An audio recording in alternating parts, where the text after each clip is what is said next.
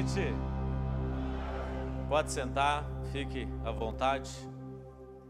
Que bom que você veio. Eita, Uberlândia. Diga o fraco. Eu te conheço. Abra sua Bíblia. Pegue seu celular. Abra em Salmos, capítulo 84. Quando eu estou nos meus treinamentos e eu falo da Bíblia, tem gente que faz cara feia. Agora eu estou na igreja, falo da Bíblia. Só fazer que cara? Não tem mais jeito, né?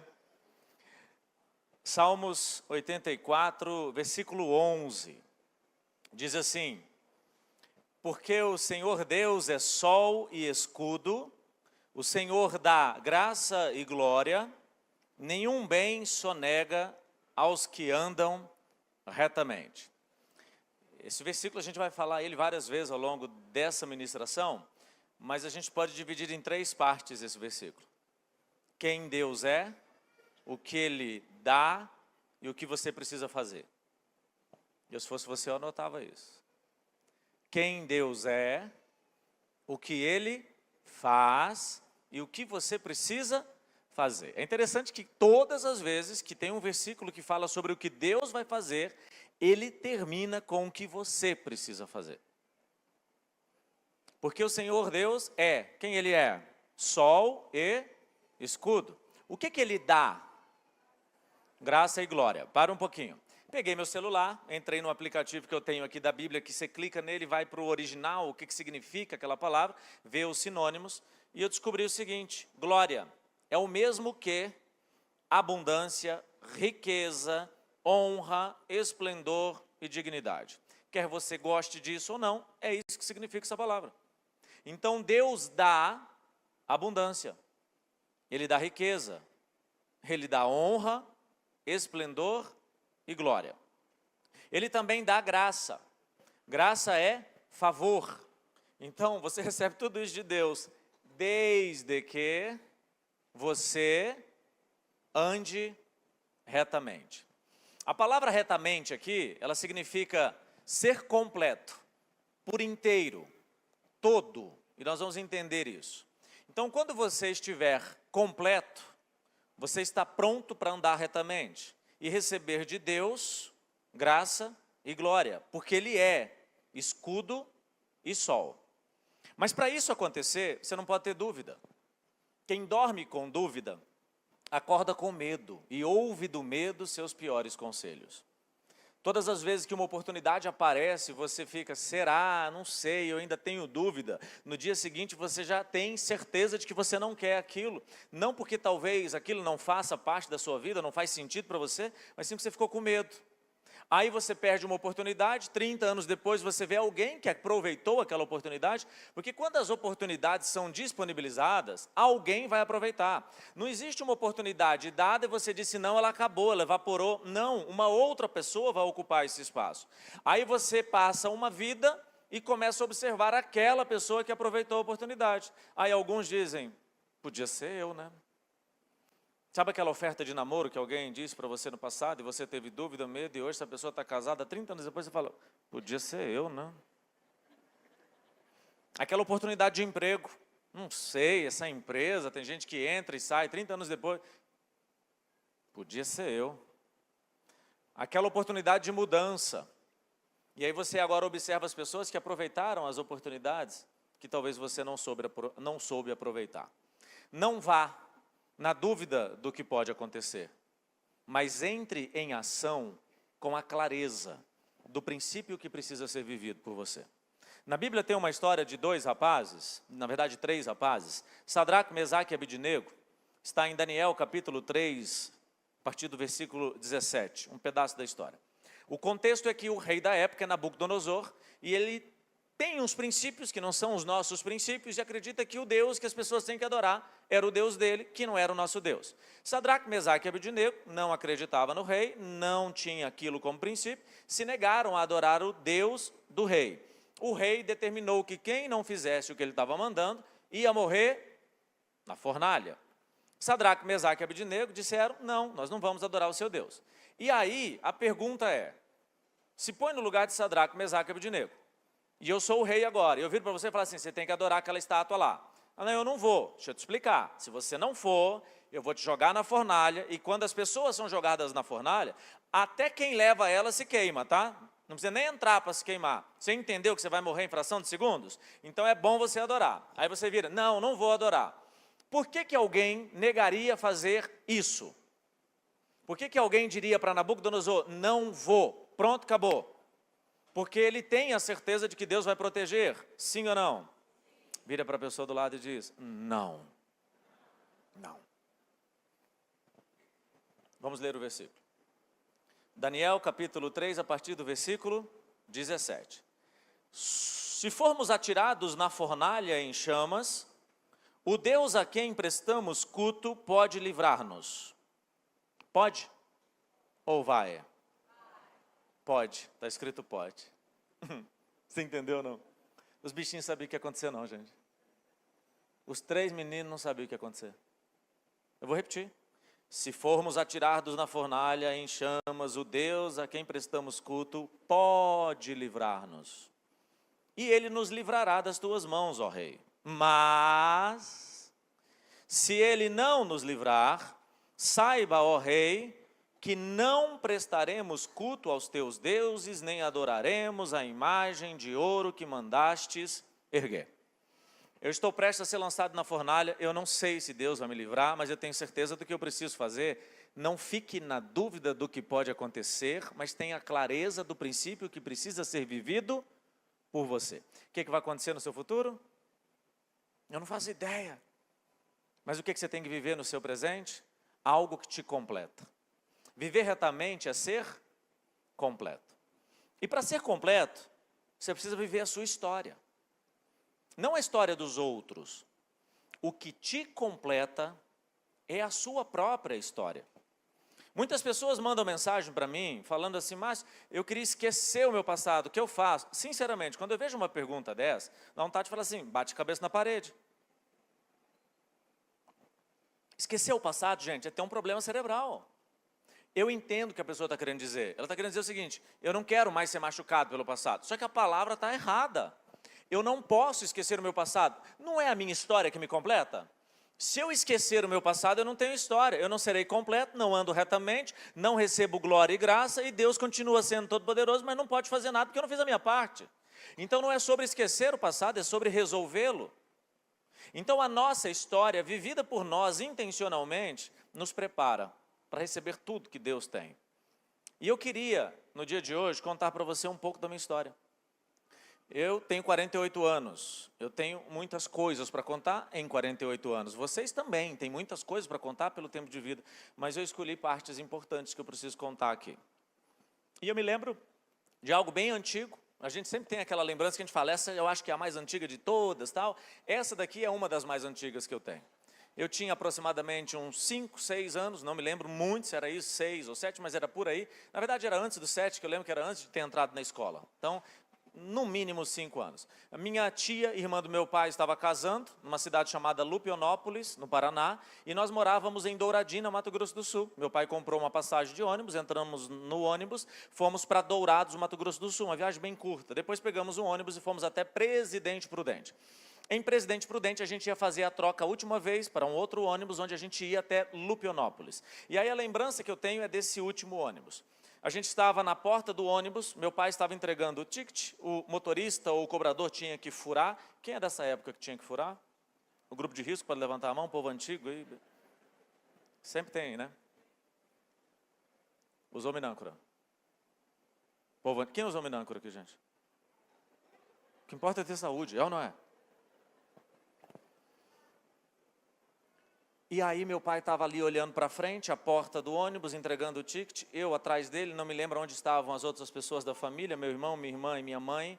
De repente eu ouço um barulho, imagine gente, eu estou parado aqui à porta do ônibus, ele está numa plataforma estacionado, atrás tem uma outra plataforma, e aí eu ouço um barulho. O que era isso? O freio a ar do outro ônibus que estava parando atrás. Olhei para trás. A nossa lembrança da infância, ela sempre tem uma projeção sempre maior do que realmente foi, tá? A gente olha para aquela casa da infância, era gigante, não era pequenininha. Então a gente vê de um jeito diferente quando a gente é criança. E naquela hora eu olhei, e a impressão que eu tenho, a lembrança que eu tenho, era que era um mega ônibus. Era assim, gigante. Aí eu era pequeno, 5 anos, olhei e vi a roda.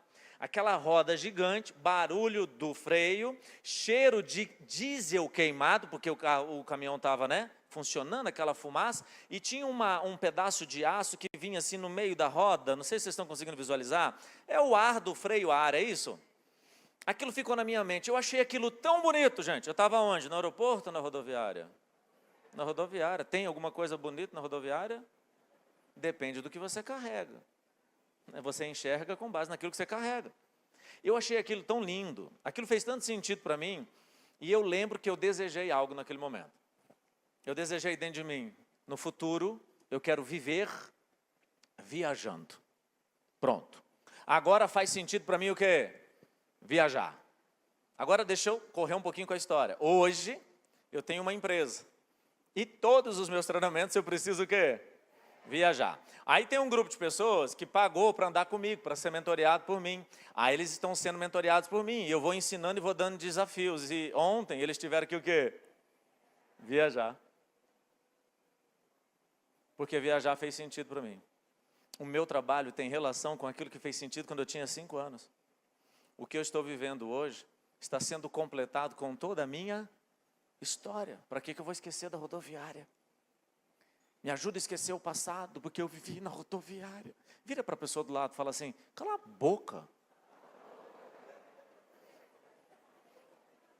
Eu viajo tanto que eu compro passagens na classe econômica. E pela classificação que eu tenho na companhia aérea, eu faço solicitação para que ele mude a minha passagem no dia para a classe executiva, e eu não pago nada. Aí eu tenho 14 chances no ano de fazer isso. Meu pai e minha mãe nunca viajaram de classe executiva, eu usei as 2 das minhas 14 chances para eles viajarem. Pensa na felicidade dos velhinhos, na classe executiva. Meu pai não conseguiu nem deitar o banco, ficou o tempo todo sentado, porque ele achou confortável sentado. Minha mãe deitou, botou um negócio assim, dormiu, se sentiu o quê? Rica. Isso é parte da história. Por que eu viajo tanto? Porque eu sonhei em viajar. Só que eu sou casado há 24 anos, e no dia que eu estava na rodoviária e desejei viajar, minha esposa não estava lá não. Então ela não gosta de viajar tanto quanto eu. Aí eu viajo às vezes com ela, às vezes sem ela. E tá tudo bem. Nós temos uma história juntos, mas também temos uma história separada. Isso se chama individualidade. Mesmo quando você casa, você tem uma individualidade? Tem. Você não tem mais é privacidade, ok? Você quer que eu fale de novo para você gravar e mandar para o seu marido que não veio para o culto, não? Vai lá, anota, vai, pega o celular que eu vou falar. Marido, quando você casa, você não tem privacidade. Você tem que falar para onde vai, com quem vai, o que vai fazer e quando volta. Quantas vezes? Todas. E não tem senha do WhatsApp. Acabou a senha do WhatsApp, ok? Quem é que tem senha do WhatsApp e esconde a senha do WhatsApp da esposa? Quem trabalha no FBI, que tem informações sobre crime organizado, se a esposa ficar sabendo, ela pode morrer. Vocês entenderam por que o seu marido botou a senha no WhatsApp? Porque ele está te protegendo. Você entendeu, besta? Vira para a pessoa do lado e faz assim, ó. Duh. Cala a boca. A rodoviária fez sentido para mim? É parte da minha história? Construiu a minha história? Claro que sim. Mas o tempo foi passando. E aí eu morava numa casinha de madeira. Meu pai mudou de casa, a gente foi morar na casa de madeira, piso de vermelhão, privada para o lado de fora. Quem participou do Imersão aqui, viu a foto? Eu mostrei a foto para vocês? É aquela casa. Naquela casa eu estava assistindo televisão com meu irmão, nós somos gêmeos, univitelinos, idênticos, Márcio e Marcelo. Falta de criatividade no nome é coisa de pobre, tá? A minha irmã é Marli com Y, aí botou Y, aí é miséria, é um negócio assim, botou 2 L's, essas coisas é coisa de, desculpa. É brincadeira, ok? Fica chateado não. Aí, eu estava assistindo um jogo de basquete numa televisão Colorado. Quem já ouviu falar dessa marca Colorado? Você já passou dos 70, né? A mudança de canal era um negócio que rodava. Minha mãe, o que ela fazia? Tinha 3 canais que funcionavam. Ela pegava o canal que não funcionava, ficava chiado, tirava o botão. Para a gente não assistir, porque eu não queria que a gente assistisse o dia inteiro. Só que mãe sempre esconde as coisas onde os filhos o quê? Sabe? Aí os filhos vão e acham e botam de novo no lugar. E ó, quem já fez isso? Perfeito, perfeito. E junto com meu irmão assistindo um jogo de basquete, eu olhei para ele e falei assim, um dia eu vou assistir um jogo de basquete. Só que eu estava dizendo que eu queria assistir aonde? naquele lugar onde estava transmitindo o jogo, que era na NBA, nos Estados Unidos. E eu era pequenininho, gente, naquela casa de madeira, que quem foi para imersão sabe qual é, piso de vermelhão. Meu irmão olhou para mim e falou assim, mas a gente já está assistindo. Eu descobri uma coisa, gente, naquele momento, pior que ser pobre é encontrar alguém mais pobre que você. Pobre de dinheiro? Pobre de espírito? Não, pobre de possibilidades. Para mim era uma possibilidade. Aquilo fez sentido. Em 2012, junho de 2012, eu fui aos Estados Unidos só para assistir um jogo de basquete. Eu vi o terceiro jogo da final entre Miami Heat e Oklahoma City Thunder. Eu vi Kevin Durant jogar, eu vi LeBron James jogar ao vivo no ginásio. Por quê? Porque fez sentido. Eu estava me completando com a minha própria história. Para que eu quero esquecer a casinha de madeira se o sonho de assistir o jogo nasceu na casinha de madeira?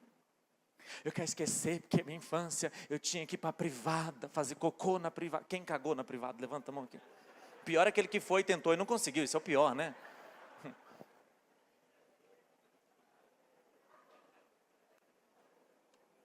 É a sua história.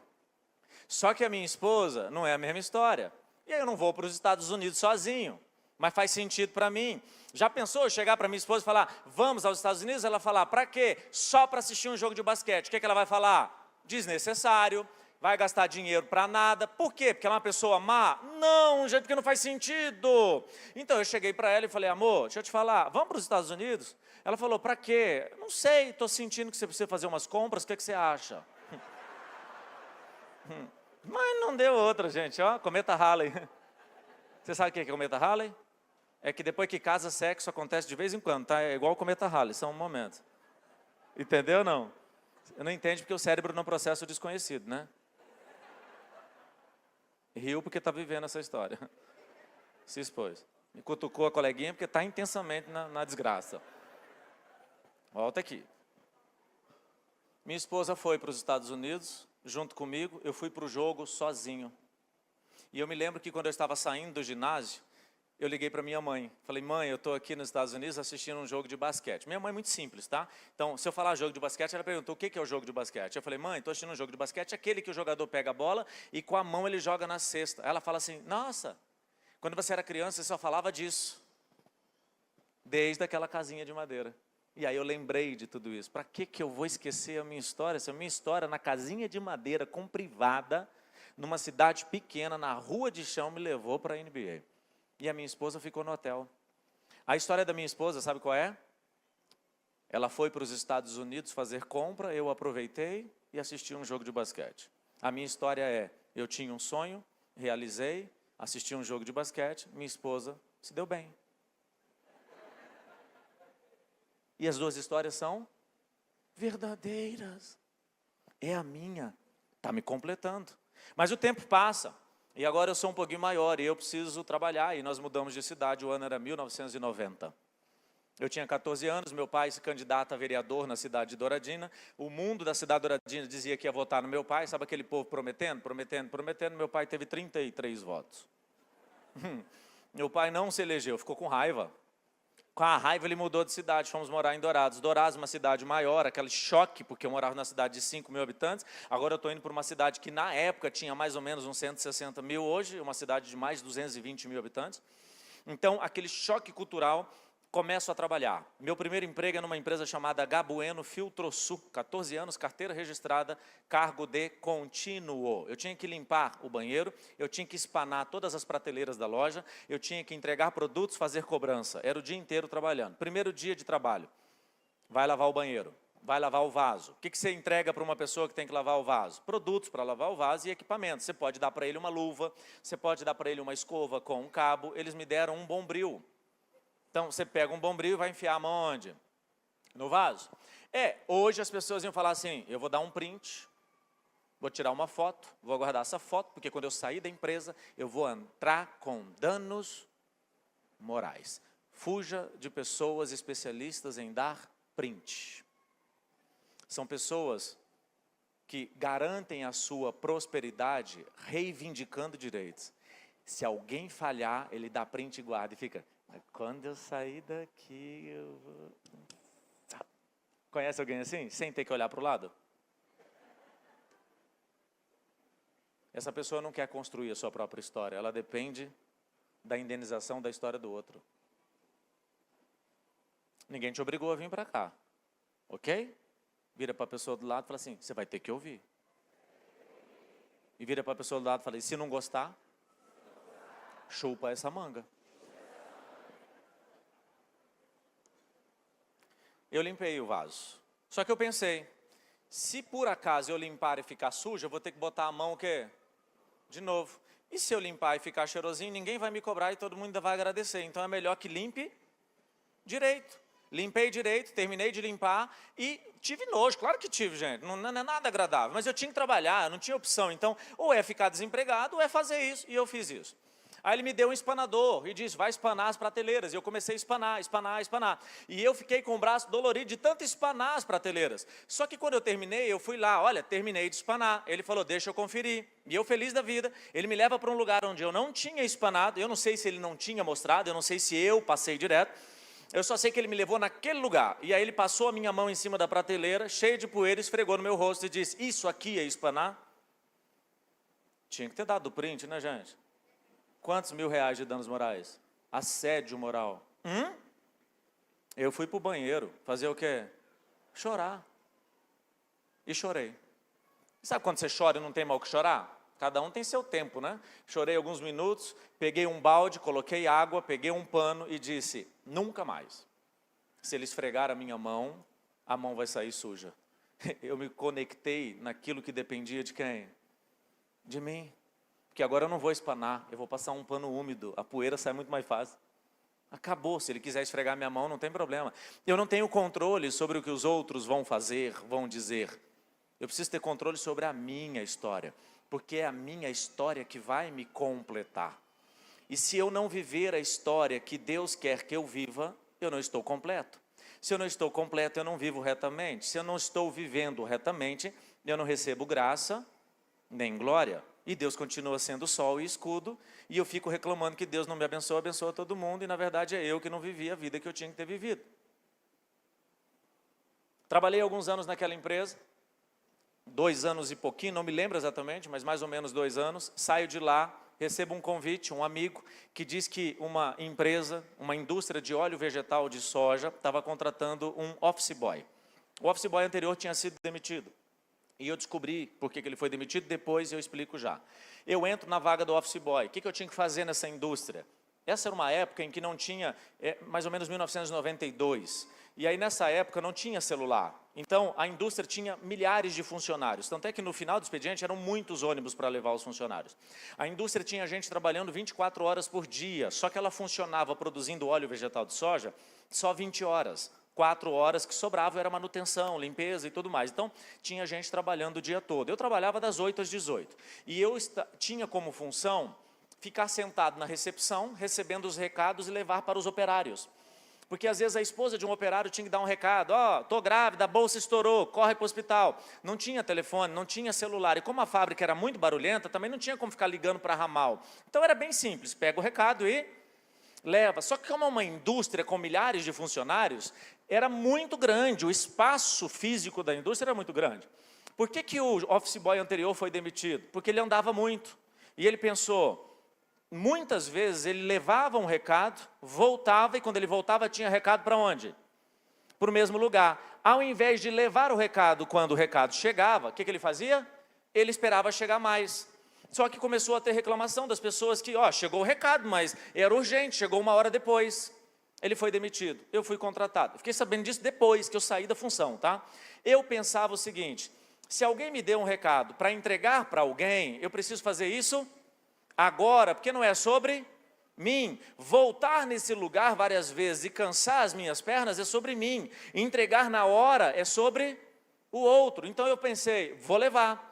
Aí eu levava, não deu outra, gente. Eu levava um recado, entregava, voltava, com a esperança de que eu ia sentar e descansar. Porque nessa fábrica tinha um protocolo de segurança, você não podia correr. A minha vontade era de ir correndo logo. Só que se você corre, o operário não sabe o que é porque está barulhento, ele acha que está pegando fogo, está explodindo, eles também correm. Então você não pode correr. Aí eu tinha que andar dando passos largos. Aí eu voltava, pensava, vou descansar. Gente, era fazer assim, ó, nem encostava, pum, levantava, tinha outro recado. Às vezes para o mesmo lugar. Eu andava muito, mas muito, muito, muito. As pernas doíam tanto, e eu me lembro que foi a partir de 1992 que eu comecei a colocar tijolos no pé da minha cama, nos pés, para que a cama ficasse o quê? Inclinada, para que eu dormisse com as pernas para cima, para relaxar a dor. Hoje, de tanto viver dormindo desse jeito, eu acabei acostumando com isso, não boto mais um tijolo no pé da cama, mas onde eu vou eu tenho que dormir com um travesseiro no pé, senão eu não consigo dormir. Toda noite em casa, hotel, onde for, tem que botar um travesseiro no pé. Já não é mais uma necessidade por causa da dor, de ficar em pé, andar, mas é porque o corpo, a mente acostumou pelo processo de repetição. Tudo porque doía demais, porque eu andava muito. Não tinha um GPS, mas eu devia andar muito. Não sei quantos, era muito. E eu tinha que estudar à noite. Chegou um tempo que eu já tinha feito uma poupança, e eu pensei, eu quero ser médico. Para ser médico, eu tenho que estudar. E tem que ser competitivo, não tem jeito. Porque vestibular de medicina é uma notinha um pouquinho maior. Aí eu fiz uma pesquisa e descobri que tinha um cursinho na cidade, que era um dos melhores, que mais aprovava as pessoas. Fiz o cálculo, era o que eu tinha guardado. Gente, eu me lembro que o dinheiro, eu não lembrei disso na parte hoje, no culto anterior, mas interessante que veio na minha mente agora. Todo o dinheiro que eu economizei foi suficiente para pagar à vista o cursinho, 1 ano de cursinho. Sobrou o equivalente a comprar um videocassete. Quem aqui teve videocassete? Lembra quando você alugava fita de videocassete? Aí você ia devolver na locadora e voltava correndo, esqueci de rebobinar. Lembra? Comprei um videocassete com o dinheiro que sobrou. Mas olha só para você entender o tanto do dinheiro que eu tinha, tá? O dinheiro deu muito certinho para quê? Para o cursinho. Por eu ter pago à vista o cursinho, eu falei, vou pagar à vista e eu só vou estudar. Vou sair do trabalho. Aí eu saí do trabalho mesmo, peguei a poupança, vou estudar para ser médico. Paguei à vista, eles me deram um bônus. Qual o bônus? Um teste vocacional. Fiz o teste vocacional feliz da vida, convicto de que eu nasci para ser médico. O teste vocacional disse, oceanografia. Eu morava no Mato Grosso do Sul. Não sei se você lembra das aulas de geografia, mas Mato Grosso do Sul não tem litoral, não tem praia. Eu não conhecia o mar. Como é que pode dar oceanografia? Malemar ia para o Corgo. Vocês falam Corgo também, não? Nós é do interior, né? Eu sou do interior. Mas como que vai dar esse negócio? Pronto, estudei. Fiz medicina em 2 universidades. Uma no Rio Grande do Sul, outra no Mato Grosso do Sul, e o resultado você já sabe, né? Passei ou não? Não, não passei. Só que eu não podia continuar estudando. Eu fiz um cálculo, pensei, para passar, minha nota tem que melhorar. Para melhorar, eu tenho que me dedicar. Só que o dinheiro acabou, porque eu peguei todas as reservas, eu preciso voltar a trabalhar. E se eu trabalhar o dia inteiro e estudar à noite, não vai dar para competir com os meninos que estudam o dia inteiro. Então eu pensei, a nota que eu tirei, se eu não estudar nada mais, eu repito essa nota. Essa nota, se eu repetir, que eu já alcancei ela uma vez, eu alcanço de novo, eu passo em quê? Ciências contábeis. Meu sonho era ser médico, meu teste vocacional dizia que eu tinha que fazer oceanografia, eu sou formado em ciências contábeis. E hoje eu sou coach. A tua história te completa. Passei no vestibular, fiz o curso, mudamos de cidade, eu agora sou militar, entro no exército, vou trabalhar em Brasília, e trabalhando em Brasília, 2 anos depois, voltando de férias para a casa dos meus pais, conheço a minha esposa, que morava no Mato Grosso do Sul. 1 ano de namoro a gente casa, estamos agora casados, 5 anos depois de casamento, o Davi, meu filho, que hoje tem 18 anos, vai nascer, a despesa vai aumentar e eu precisava trabalhar. O meu chefe não me deu aumento, e eu não sou de pedir aumento, porque se o meu chefe não me deu aumento, ou é porque ele me conhece muito bem e eu não mereço, ou é porque eu não fiz propaganda do meu trabalho. Se eu estou insistindo em me dar aumento, eu estou achando que a história que vai ser construída em mim é feita por quem? Por ele. Ou eu sou muito bom e ele não tem outra alternativa de me dar aumento, ou eu não estou fazendo propaganda. Eu é que tenho que me posicionar. E aí não tinha. O dinheiro que eu recebia dele, que era o meu chefe, já era o meu salário, já tinha recebido um aumento, só que com o nascimento do Davi eu precisava de mais. O que eu fiz? Vou dar aula. Por que eu queria dar aula? Porque eu gosto ou porque eu preciso? Eu tinha que dar aula, não tinha outra opção. Gente, quando um casal precisa aumentar o ganho, esse papel é do Homem. Quer que eu fale de novo para você gravar, não? É o homem. É o homem que bate no peito e diz, escolhe em mim que você brilha. Homem de verdade não divide a conta. Homem de verdade não cogita dividir a conta. Os que dividem é os mais ou menos, entendeu? Vira para a pessoa do lado e fala assim, deixa de ser besta. Tem um monte de homem que já olhou para mim e já fez assim. Estava pensando em jantar hoje, depois do culto, já estava fazendo a coisa. E ainda vai para o restaurante e bota a divisão na planilha de Excel. Já viu isso, não? Você é um mesquinho, você é um demoniado, Deus o livre.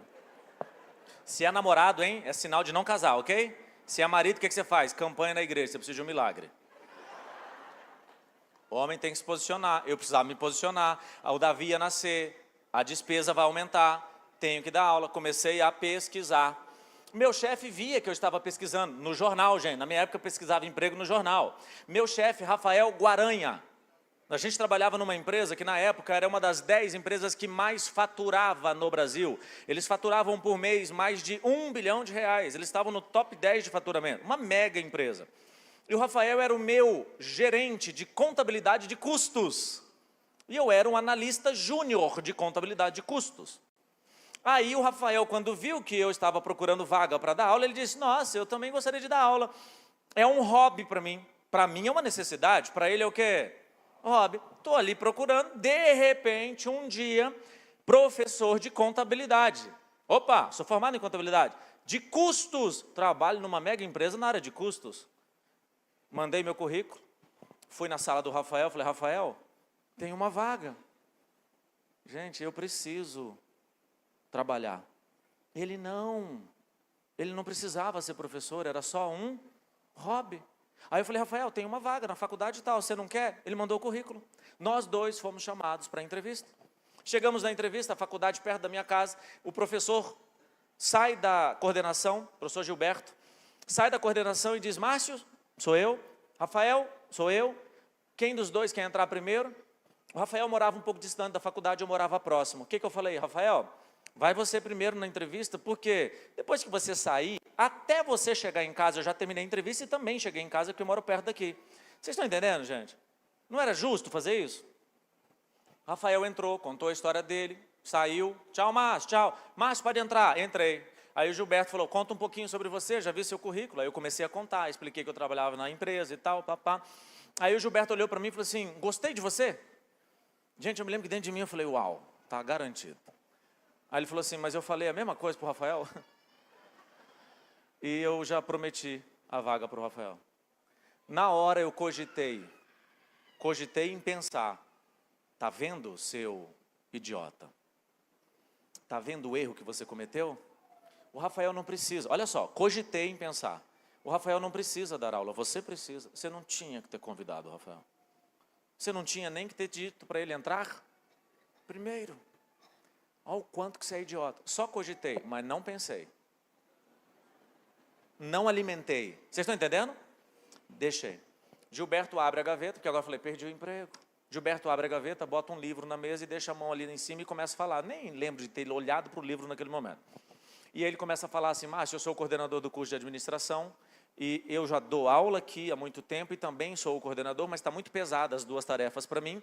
Eu preciso abrir mão de uma, eu estou abrindo mão de dar aula e vou ficar só como coordenador. Como eu gostei do Rafael e a vaga que eu tenho, eu dei para ele, a minha vai abrir. Você não quer dar aula, você não quer dar aula da matéria que eu dou, que é essa que está nesse livro? Estava escrito no livro, um livro de administração. Administração de materiais. Aí eu perguntei, do que se trata? O que eu sabia daquele conteúdo? Nada. Eu perdi a vaga para o Rafael? É minha história está me completando? Se eu rejeitar a minha história, ela me deforma. Se eu aceitar a minha história, ela me completa. Só que eu preciso resolver a minha história. E eu estava aceitando, sem entender onde é que eu ia chegar. Sadraque, Mesaque e Abednego não sabiam onde ia chegar. Eles sabiam o que tinham que fazer. E aí eu falei, olha, eu nunca dei aula, eu preciso ser sincero, eu não faço ideia do que é essa matéria. Aí ele falou, eu lembro, gente, que ele falou assim, fica tranquilo, você tem uma semana, as aulas só começam daqui uma semana. Você tem uma semana para preparar a primeira aula. Depois da primeira aula, você tem uma semana para preparar a segunda. Depois você tem uma. Gente, eu passei 6 meses toda semana me preparando para a aula seguinte. Sabe quando o professor vai para a aula, sabendo aquilo que ele está estudando uma semana e fala, se o aluno perguntar algo diferente disso, eu desmaio. Eu ia para a aula, se ele perguntar diferente, eu falava assim, boa pergunta, boa, só não vou responder agora porque não é o momento. Não, é porque eu não tinha resposta. 6 meses, preparando aula a aula. Segundo semestre, já foi repetir as aulas. Terceiro, mais fácil, 4 semestres. Aí eu estava fazendo, tranquilo, gente. No 4º semestre termina, 4 vezes dando a mesma matéria, vamos para o 5º semestre. Primeira semana de aula do 5º semestre. Eu chego para o Gilberto e digo, Gilberto, primeira semana, já estava começando as aulas, na sala dos professores. Gilberto, preciso falar com você. Pois não, eu quero ir embora, pedir as contas. Como assim, Márcio? Pedir as contas? Por quê? Não sei, só senti vontade de pedir as contas. Gente, eu não sabia por que eu estava pedindo as contas, só sei que eu pedi as contas. Quando eu saí da sala que disse que ia pedir as contas, que não tinha como voltar atrás, eu falei, cara, por que eu fiz isso? Eu fui embora andando para casa. Só que eu tinha ido de carro para o trabalho. Eu deixei o carro na faculdade, eu esqueci. E fui andando. No dia seguinte, não falei nada para minha esposa, cheguei em casa, dormi. Acordei de manhã, fomos para a garagem do prédio para pegar o carro, a vaga estava vazia. Aí eu gritei, roubaram o carro. Não lembrei que o carro estava lá na faculdade. Aí vai para o porteiro, pergunta movimento, nada, está na faculdade. Fui lá buscar o carro. Beleza, não falei nada para minha esposa que eu tinha pedido as contas, porque eu estava agora ganhando mais ou menos. Menos, eu tinha acabado de abrir mão de um emprego. E outra, nem voltei no dia seguinte, eu não cumpri aviso prévio, nada. E aí, no dia seguinte, a Ana Paula, você não vai para a aula? Eu falei, hoje não. Sabe quando você responde e fala, acho que essa resposta é suficiente? Você fala, Deus, não pede para ela fazer a segunda pergunta. Que eu não estou mentindo, estou mentindo?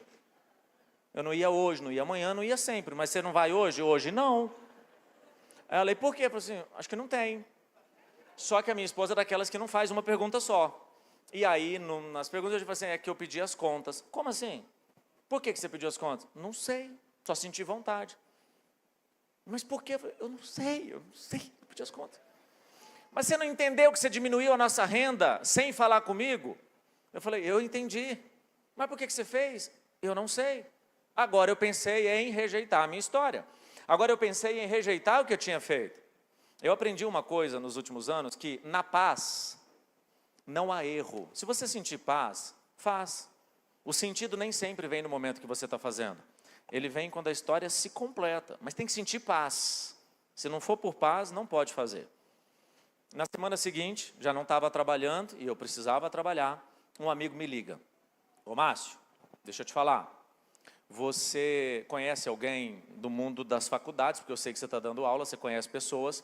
Eu trabalho nos cursinhos preparatórios para concursos. Eu morava em Brasília, cidade onde o maior empregador é o governo federal. Ou seja, onde as pessoas realmente querem passar no concurso. Tem um grupo maior de pessoas querendo passar em concurso. E aí, ele disse, acabou de sair um concurso, são vários tribunais, e pela primeira vez na história teve uma matéria que nunca caiu nesses concursos, e nenhum cursinho tem professor suficiente para atender a demanda.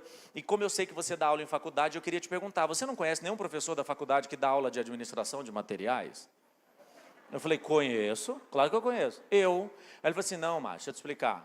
Você trabalha durante o dia e dá aula na faculdade à noite. Eu preciso de alguém que tenha livres os horários da noite para dar aula. Eu falei assim, pedi as contas semana passada. Pronto, fui contratado para dar aula em curso preparatório para concurso. Agora eu estou pegando o que eu fazia na faculdade e indo para o mundo dos cursinhos. Me colocaram em 3 turmas. Uma semana depois de eu ter pedido as contas. Agora, nessas 3 turmas, eu estou dando a aula que eu já estava dando aula há 2 anos na faculdade. Dei a primeira aula, dei a segunda aula. Para completar o conteúdo, eram 5 aulas. Então, se eu dei 2, faltam 3. Primeira semana, primeira aula. Segunda semana, segunda aula. Terceira semana, não me chamaram. Quarta semana, não me chamaram. Concurso está chegando, não me chamam. Fui lá no cursinho. Comecei 3 turmas. Você não me chamou para terminar. Eu não vou conseguir terminar a tempo. E a menina, calma, professor, fica tranquilo, deixa eu te explicar. As 3 turmas que o senhor estava dando aula fizeram um abaixo-assinado, eles não querem o senhor. A gente substituiu, já botou outro professor. Eu falei assim, mas não gostaram de mim? Aí eu perguntei, eu posso ver o abaixo-assinado? O abaixo-assinado das 3 turmas em unidades diferentes diziam a mesma coisa. Quando uma pessoa fala mal de você, isso é a percepção dela sobre você a partir da história dela. Quando 2 pessoas falam mal de você, aí é um complô de pessoas feridas. Quando 3 pessoas falam a mesma coisa de você, tem alguma coisa sobre você. 3 unidades do mesmo cursinho, em regiões diferentes de Brasília, alunos que não se conhecem reclamando da mesma coisa. O que eles reclamaram no abaixo-assinado? Se for para ter aula com slide, pede para ele mandar o slide e a gente lê em casa. Por quê, gente? Eu estava dando aula no cursinho do jeito que eu dava aula na faculdade. Eu poderia muito bem dizer, eles têm que me engolir, é sobre mim, mas eu preciso me conectar com quem? Com eles.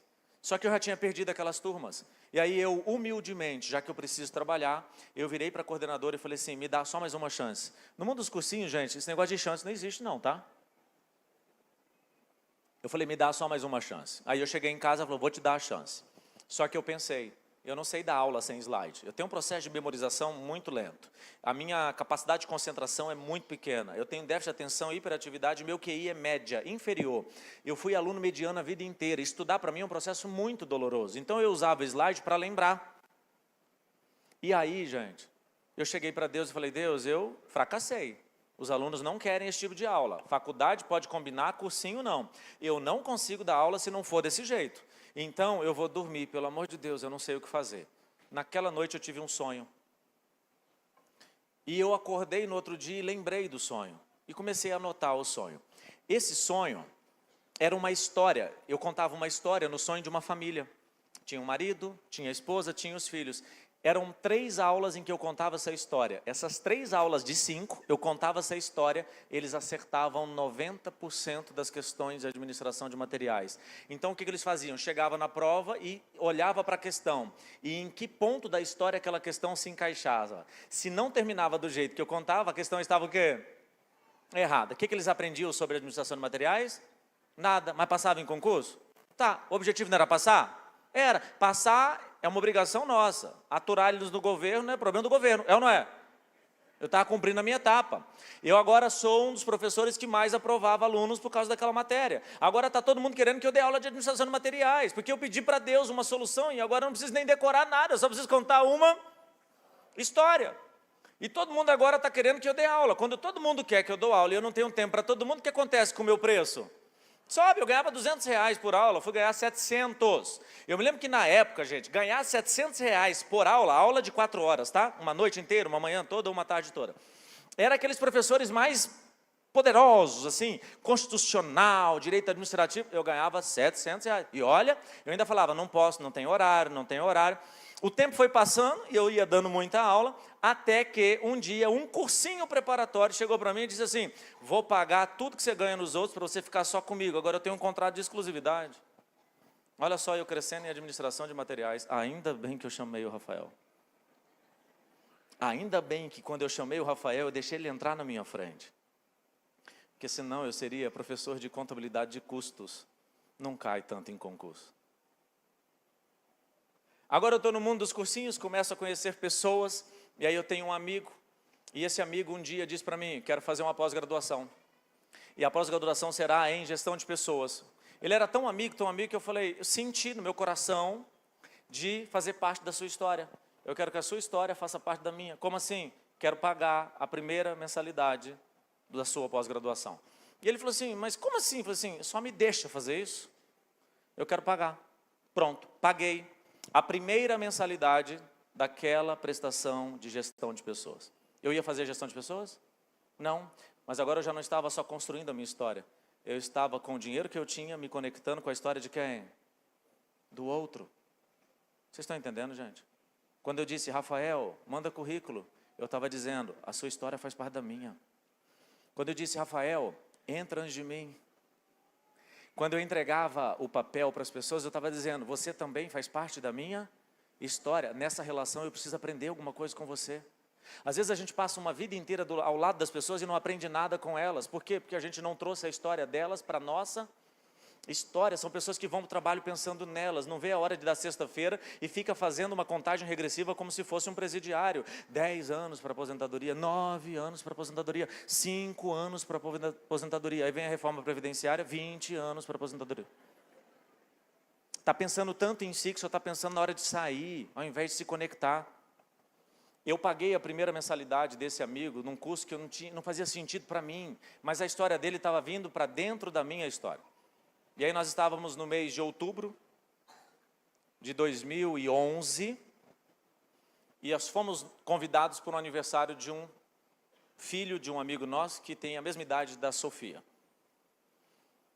E era aniversário desse menino e eu estou conversando com esse meu amigo que eu paguei a faculdade, paguei a mensalidade da pós-graduação.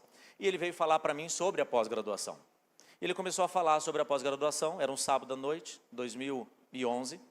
E ele fala, Márcio, eu tenho um professor. E esse professor... Pode começar a música romântica aí. Romântica é de conexão com Deus, tá? Esse professor, ele faz isso. Esse professor, ele faz aquilo. Esse professor, ele ensina desse jeito.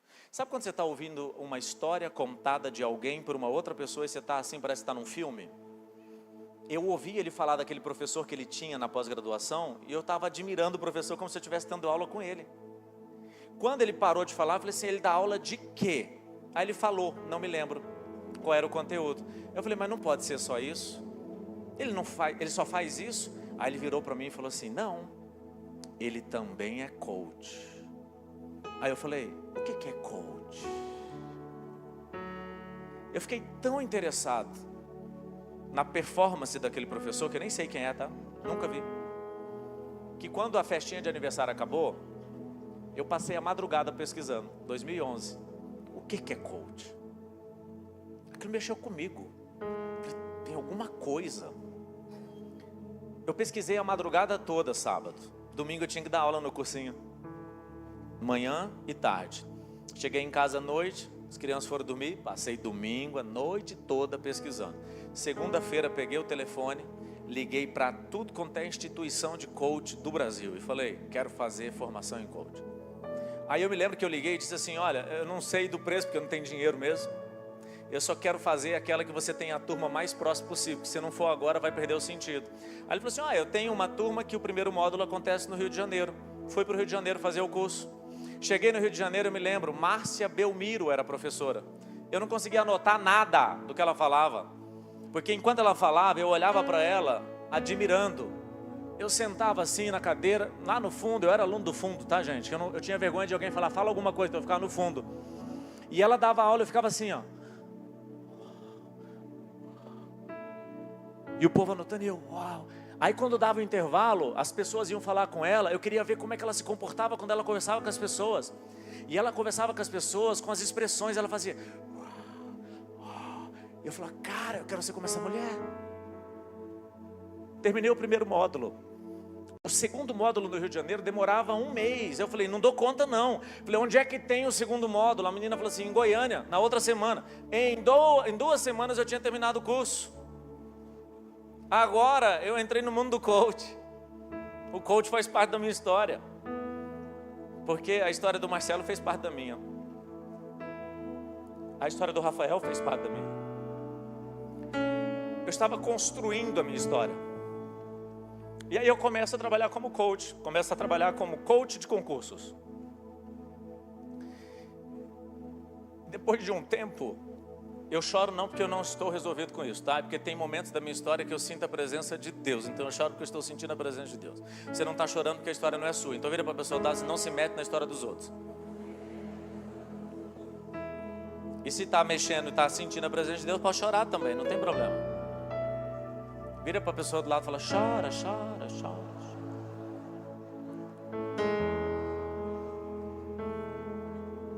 Eu fui conhecido em Brasília como coach de concursos que as pessoas desistiam de fazer concurso. 80% das pessoas que me contratavam para fazer em concurso, no coach de concurso, desistiam de concurso porque eu não queria levá-las para um objetivo sem antes elas descobrirem quem elas eram. E quando elas descobriam quem elas eram, muitas perdiam sentido no concurso, não porque concurso é ruim, e sim porque talvez a motivação era errada. E aí eu pensei, olha que coisa, as pessoas já não estavam me contratando mais. Por quê? Pensa comigo. Coach de concurso. Aí qual é a fama? Ó, quem contrata desiste. Quem ainda não passou pelo processo não entende porque os outros desistiam. Então as pessoas não estavam me contratando. E aí, eu cheguei um dia na igreja que eu frequentava Eu já estava com um dilema, porque agora, que propaganda que eu vou fazer de mim se o mundo está dizendo que o povo desiste quando me contrata? Não está sendo uma boa propaganda.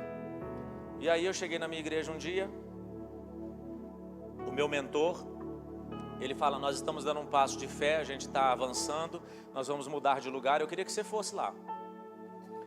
Aí eu fui. E era um prédio bem grande, estava sendo reformado. Aí ele falou, olha, ele vai ficar assim, assim, assim, assim, assim, assim. Aí eu falei para ele, eu queria fazer parte disso. Ele, como? Eu tenho que fazer parte, essa história dessa igreja tem que ser parte da minha história. Como? Eu tenho que dar alguma coisa para vocês, eu não tenho nada a não ser meu carro. Peguei meu carro e dei. Era um Honda Fit. Minha esposa tinha o carro dela, eu tinha o meu. E eu me lembro que quando eu fui entregar para o meu mentor o carro, porque eu estava dando o meu carro para a igreja que eu frequentava. Porque a igreja pega o carro, vende e faz a obra que tinha que fazer. E eu queria que aquilo que fosse acontecer na igreja fizesse parte do quê? Da minha história. Eu pego e dou o carro, no dia que eu entrego o documento, ele ora por mim, agradece. Quando ele pega o documento, termina de orar, abre os olhos e diz, qual que você vai comprar agora? Aí eu falei assim, nenhum, eu só tinha esse. Eu não tenho dinheiro para comprar carro não. Ele pegou o documento e falou assim, não posso ficar com seu carro. Eu achei que você estava dando porque você tinha outro, não posso ficar. Eu falei, bispo, deixa eu te explicar. Dar é uma escolha minha. Se você não receber, eu não posso dar. Não interrompe o fluxo. Não faz isso não. Só recebe. Cheguei em casa, minha esposa falou, o que você fez? Eu falei, dei o carro. Mas eu não podia. Eu dei o meu. Foi o seu não. Ela falou assim, mas você vai querer andar com o meu? Eu falei assim, não, eu vou andar de ônibus e metrô. Os 2 primeiros meses eu estava andando de ônibus e metrô em Brasília, porque eu não tinha dinheiro para comprar carro. Não tinha mesmo, nos 2 primeiros não.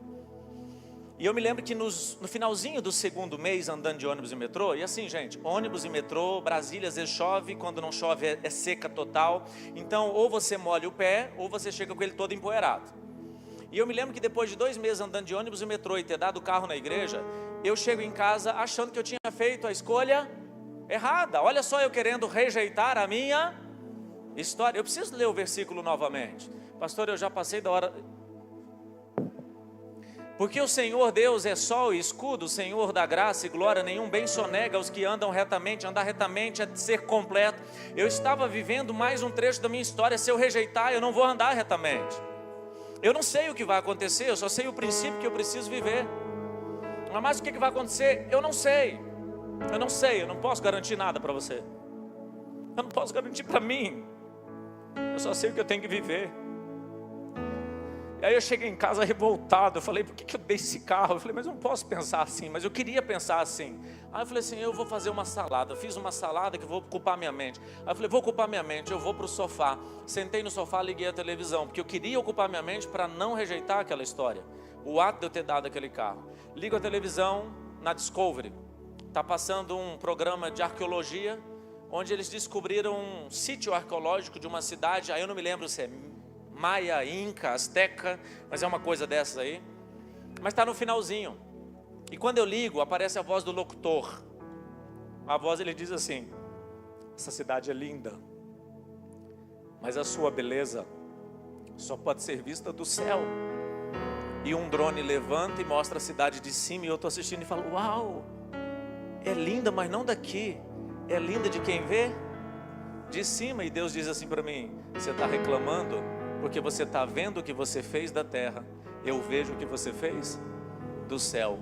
E eu vejo daqui um memorial.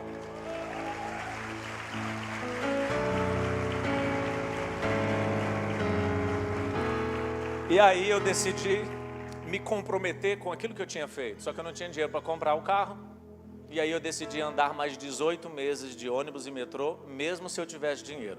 E aí depois eu tive dinheiro para comprar carro, não comprei e andei ao todo 20 meses. Logo depois desse episódio, olha que coisa, gente. Logo depois desse episódio, eu vou receber um valor lá mensal do cursinho que tinha me contratado, onde eu era exclusivo deles.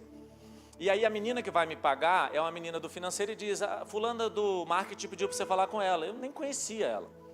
Quando eu cheguei no Márcio, oi, tudo bem? Eu vim receber um negócio aqui, me pediram para vir falar com você. É, Márcio, é o seguinte, falaram de você e tal, e eu senti vontade de te indicar um livro. Aí ela falou, eu falei, que livro? Esse aqui, você já leu? Aí eu olhei na capa, estava escrito, Inteligência Emocional. Eu falei, não. E eu não tinha tempo para ler, só que eu estava andando de ônibus. Eu comecei a ler esse livro onde? No ônibus, no metrô. Era tão forte aquilo que agora que eu estou comprometido em andar com ônibus e metrô, ou seja, andar de ônibus e metrô, faz parte da minha história. Eu estava ganhando em viver aquela história. Você não precisa acreditar nisso, porque essa é a minha história. Tem gente que não acredita, e eu não estou nem aí. É a minha história. Eu li aquele livro e aprendia conceitos sobre inteligência emocional. Eu olhava para as pessoas no ônibus, parecia que elas falavam comigo, gente. Não é magia, não é mágica, não. Parecia que eu sabia o que estava acontecendo na vida delas. Eu olhava o princípio, eu olhava o comportamento, eu via gente triste, gente feliz. Eu via gente celebrando, eu via gente lamentando. Dava vontade de parar e conversar com as pessoas, mas eu não sabia se a pessoa permitia. Eu estava aprendendo sobre inteligência emocional enquanto eu tinha tempo para ler, que era o tempo que eu não precisava dirigir. Era o tempo que eu tinha motorista. De ônibus e metrô. Tudo porque eu me conectei. Eu me conectei com os meus sonhos. Assisti um jogo de basquete. Eu me conectei com a rodoviária. Viajar. Eu me conectei com as pessoas quando eu limpei o vaso sanitário. Quando eu olhei para aquela prateleira e disse: eu não tenho controle sobre os outros, eu preciso ter controle sobre mim. Eu me conectei com o Rafael quando eu permiti que ele também tivesse a mesma possibilidade que eu. Eu senti vontade de sair da faculdade, não sabia por quê, porque uma porta tinha que se abrir, mas para isso uma outra tinha que ser fechada. Alguém me liga e me oferece uma vaga, e eu digo sim. De repente o Marcelo decide fazer uma pós-graduação, e eu faço a história dele entrar dentro da minha, e ele me apresenta o quê? A minha profissão. Agora na minha profissão eu tento fazer as pessoas passarem em concurso, mas algo dentro de mim diz que eu tenho que mostrar quem elas são. E elas estão desistindo de concurso, ninguém me contrata. Aí eu dou meu carro, fico sem carro. Já que eu estou sem carro, não gasto 2 horas no trânsito, tenho tempo para ler livro. Alguém me apresenta um livro e diz para mim, como se Deus estivesse falando, né? Que o que eu entendo é isso. Ainda bem que você tem tempo para ler aquilo que eu dei para você cumprir na terra, mas eu não vou te usar se você não tiver o conteúdo. Deus usa o que você carrega. Você não vai pegar um vazio na sua mente e vai te usar. Ele vai usar o que você carrega, poderosamente. E por que eu estou te falando isso? Com base em toda essa história, um dia eu aprendi um princípio. O princípio de honrar pessoas que fazem parte da sua história. Em 2011 eu também aprendi um princípio de honrar o meu mentor. Meu mentor é o mesmo mentor há 18 anos. Mas só em 2011 que eu entendi esse princípio. Eu peguei 30 do meu salário, um dia de trabalho. Peguei meu salário mensal e dividi por 30. E falei, daqui para frente, eu vou entregar todo mês um dia do meu trabalho para você. Ele nunca me pediu isso. Mas eu aprendia tanto com ele, que eu quis fazer isso para aprender mais ou menos. Mas eu me lembro que o primeiro mês que eu dei 30 um dia dos meus 30 dias de trabalho, eu dei R$200. Eu tinha ganho R$6.000 naquele mês. 6 mil dividido por 30, 200. Segundo mês, terceiro mês, desde 2011, eu nunca falhei um mês. E hoje o que eu faço? Eu continuo dando 30. Um dia do meu trabalho. Quanto é? É muito mais. Mas continua sendo o mesmo esforço. E com quem eu mais aprendo inteligência emocional? Com aquele que eu decidi me conectar. Com base nesse princípio, eu quero te dizer, quando você se conecta com as pessoas, você traz a história delas para a sua. Quando você se conecta com uma igreja, você traz a história que Deus tem para aquela igreja, para a sua vida. Eu sou fruto da igreja, gente. Eu cresci na igreja. Eu cresci vendo meu pai e a minha mãe reclamar da igreja. Eu cresci vendo meu pai e minha mãe falar mal de pastores. É isso que aconteceu.